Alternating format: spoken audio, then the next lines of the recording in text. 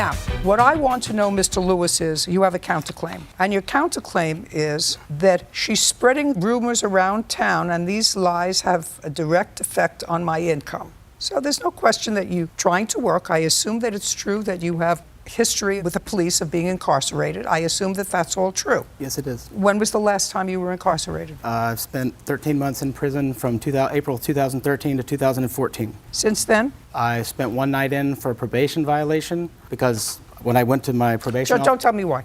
You spent one night in for a probation violation since 2014. What else? That's it. I did have a trouble past after my gunshot, and the reason that I had lifted my shirt up, her daughter had showed me a big scar from surgery she had on her knee. I said, oh, well, I have one of those on my chest. I was only shot once. And I did fall into using drugs, and I got in a lot of trouble. My life spiraled downward faster than you can imagine. I have a very bad reputation. Did your daughter have a scar on her knee from a surgery? I do not. I'm asking you a question. No, there's no scar on her knee. Did your daughter ever have surgery on her knee?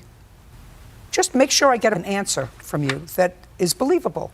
Did your daughter ever have surgery? She has had surgery, but there's no scar there. I'm asking you whether your daughter ever had surgery on her knee.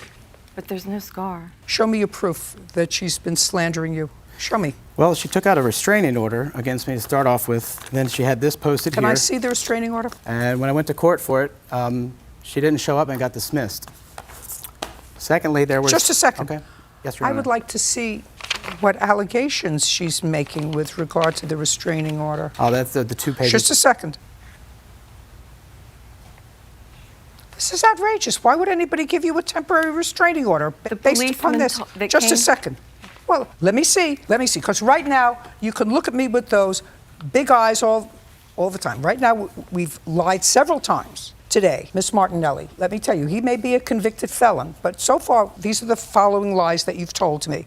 A, you told me he dropped the box and it broke. He didn't drop the box. You never saw him drop the box. Then you went back to Home Depot and told them that it came cracked, and therefore they reissued you a new one because it was their fault. This man is not a mind reader. How would he know that your daughter had surgery on her knee unless she told him and showed him what she perceived to be a scar? Then you file a restraining order that I don't understand.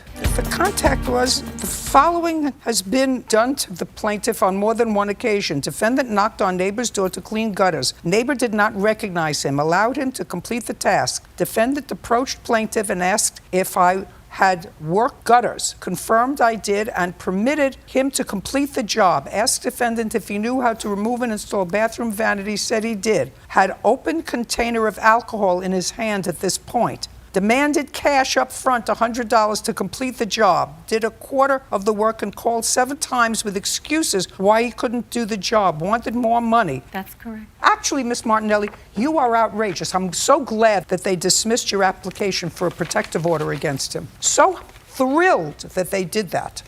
So he has 2 causes of action. Money owed for filing a false restraining order because he had to go to work. He had to leave whatever he was doing to go to court. Did you show up for the protective order? They told me I did not need to. Judgment for the defendant on the counterclaim for $800. Your case is dismissed. We're done.